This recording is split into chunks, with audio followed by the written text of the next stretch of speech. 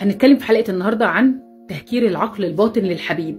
ازاي من علم النفس تعرف ان الطرف ده بيحبك قوي، مشدود لك، مهتم بيك جدا، بس بيحاول يعمل قدامك العكس عشان ما تضمنش وجوده، او عشان مش عارف مثلا اخرك ايه، او عشان انت مثلا عامل له حدود وستوب. بس هقول لك علامات، تابعوا معايا الفيديو للاخر، تعرف ان الطرف اللي قدامك ده فعلا بيحبك وفعلا مهتم بيك، ويعمل حركات من غير ما يقصد عشان بيحاول ما يلفتش نظرك، بس هو بالعكس حركاته دي تبقى مكشوفة وبيبقى بيحبك مهتم بيك. ويا ريتك تاخد بالك.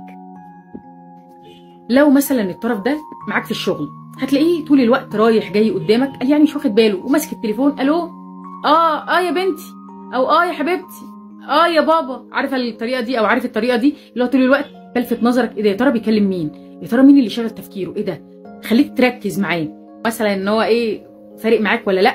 فيروح يجيب لها فطار الصبح، لا احلى شوكولاتايه، لا احلى بونبونايه في المكتب، هي تروح تقول له بص لقيت الجو حر قلت اجيب لك كوبايه عصير او ازازه ميه، قلت الدنيا تروى عندك، على اساس ان انت تاخد بالك فتغير، فتبدا اللي هو طب انت بتعملي كده ليه، او انت بتعمل كده ليه، تاخد بالها ان انت مركز معاها.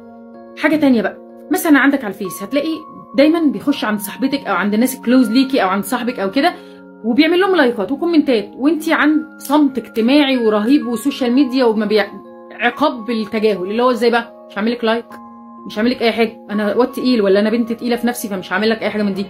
طول الوقت طلع هو طبعا مركز معاك جدا وعايزك تاخد بالك، لان تعمد اتجاهه الاهتمام، فبيعمل الحركات دي انت تاخد بالك تركز. ينزل مثلا هيستوريهات بحب حد وما يعرفش، الهيستوريات اللي دايما اللي احنا بنشوفها كده، اللي هو الرومانسيه الغامضه اللي انت ما تعرفش هو ايه ده، بيحب مرتبط، ايه ده، امال تلميحاته، امال بيعمل معايا حركات تحسسني ان هو بيحبني ليه. هو بيعمل كده عشان يلفت نظرك، عشان يعمل كويستشن مارك في دماغك وعلامات استفهام، وتتاكد ان هو عقله الباطن دايما بيفكر فيك. هقول لك على حيله تانية تعرف منها كمان ان الطرف اللي قدامك ده بيفكر فيك. اوقات كتير بتبقى قاعد فعلا مش بتفكر في حد، تلاقي الحد ده جه في بالك بقوه، تركز فيه، سرحت، ايه ده الحد ده جه على بالك بشكل مبالغ فيه، اكد ان في الوقت ده هو بيفكر فيك، بيتكلم عنك. فهو في الوقت ده عقله الباطن بيكون بيفكر فيك ومشغول بيك بطريقه لا تتخيلها. عشان كده طاقه الجذب او قانون الجذب بيخليك تعرف ان الحد ده بيفكر فيك، عشان كده جيت بالك في الوقت ده. زي بالظبط لما بيجي في دماغك حد وتقول ده انا الحد الفلاني كان الله على بالي، فتلاقيه بيتصل بيك في التليفون ويقول لك وحشتني قلت اتصل بيك، تقول له والله ده انا لو جبت سيره ربع جنيه ما كانش جه. عارف الفكره دي؟ هو ده اللي بيحصل معاهم بالظبط. حاجه تانية كمان لو ركزت معاه هتكشفه، يعني هتقول له مثلا الله الشميز الجينز اللي انت كنت لابسه ده شيك قوي، الله اللون الابيض ده هايل معاك بجد، اوكي، وتلاقيه عمل مركزش. تاني مره تالت مره هتلاقيه بيلبسه، بينزل ستوري وهو لابس التيشيرت الابيض يقول لك لوني المفضل كذا. هتلاقيه مثلا انت منزل غنوه معينه على عندك، هتلاقيه منزلها ستوري، هتلاقيه بيرد عليها بشكل معين ياكد لك ان انا سمعت الاغنيه دي وفاهم اللي انت بتقوله، او انا مركز. خلي بالك الحاجات اللي مش محسوبه دي بتفضح العشاق، لان دايما بتعامل بره ارادته، قلبه اللي بيتحكم فيه. اكشف الطرف اللي قدامك من عقله الباطن.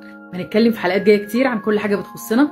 اتمنى يكون الفيديو ده عجبكم، ولو عجبكم ابعتوا لي قولوا لي، بقرا كل كومنتاتكم، وهستناكم تعملوا طبعا لايك وشير، واكتبوا لي في الكومنتات حابين نهكر العقل الباطن ازاي، ولا نتعامل بقانون الجذب وطاقه الجذب، ولا يا ترى هنجرب التخاطر. طيب علم النفس الاسود بيقول ايه، علم النفس العكسي. نتكلم في كل حاجه بتخصنا في الحلقات. معاكم نسرين العمري.